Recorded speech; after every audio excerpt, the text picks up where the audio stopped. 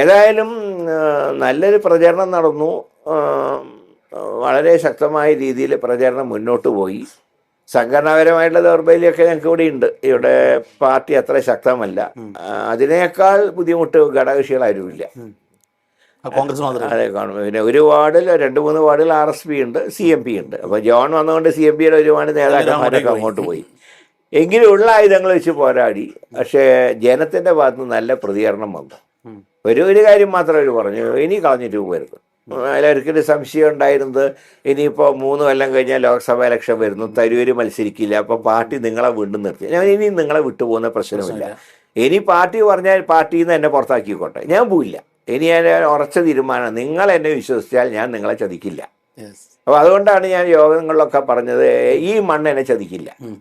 ആ വിശ്വാസം യാഥാർത്ഥ്യമായി. 5400 വോട്ടിന് ജയിക്കാൻ കഴിഞ്ഞു. അത് മനസ്സിലാക്കേണ്ട, 25,000 കവർ ചെയ്ത് 5000 വോട്ട്, അപ്പോൾ 30,000 വോട്ടിൻ്റെ ഇമ്പാക്റ്റാണ്. അപ്പോൾ അതിൻ്റെ അർത്ഥം ജനങ്ങൾ എന്നെ വിശ്വസിക്കുന്നു. ഇനി എനിക്ക് അവരോട് വിശ്വാസവഞ്ചന ചെയ്യാൻ പറ്റില്ല, ഇനി പാർട്ടി പറഞ്ഞാൽ പോലും. കാരണം എന്നിട്ട് വിശ്വസിച്ചു, കളഞ്ഞിട്ട് വന്നിട്ട് പോലും എന്നെ വിശ്വസിച്ചു.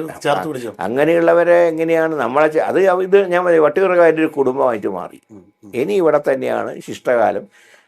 ആരോഗ്യമുള്ളപ്പോൾ പാർട്ടി പറഞ്ഞാൽ തുടർന്നും മത്സരിക്കാം, അല്ലെങ്കിൽ ഈ 5 വർഷം കണ്ണിലെ കൃഷ്ണമണി പോലെ ഈ നിയോജകമണ്ഡലത്തിനെ കാത്തു സൂക്ഷിക്കും. ഇനിയിപ്പം K. മുരളീധരൻ മന്ത്രിയാവണം, സ്വാഭാവികമായിട്ടും അങ്ങ് മന്ത്രിസഭയിൽ ഉണ്ടാകുമെന്നുള്ള ഉറപ്പാണ്. മാത്രമല്ല ഇപ്പോൾ പേരുകൾ വന്നതിലും അങ്ങയുടെ പേരുണ്ട്. അങ്ങയുടെ പ്രയോറിറ്റി എന്താണ്?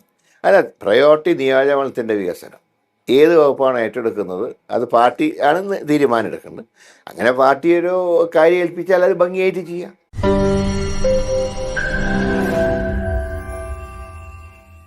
ലോകത്തെവിടെയായാലും ഏത് സമയത്തും 24 വാർത്തകളും ഓഗ്മെന്റഡ് റിയാലിറ്റി പാക്കേജുകളും എക്സ്പ്ലെയിനറുകളും വിശദമായി കാണാൻ ഞങ്ങളുടെ YouTube ചാനൽ നിങ്ങൾക്ക് സബ്സ്ക്രൈബ് ചെയ്യാം.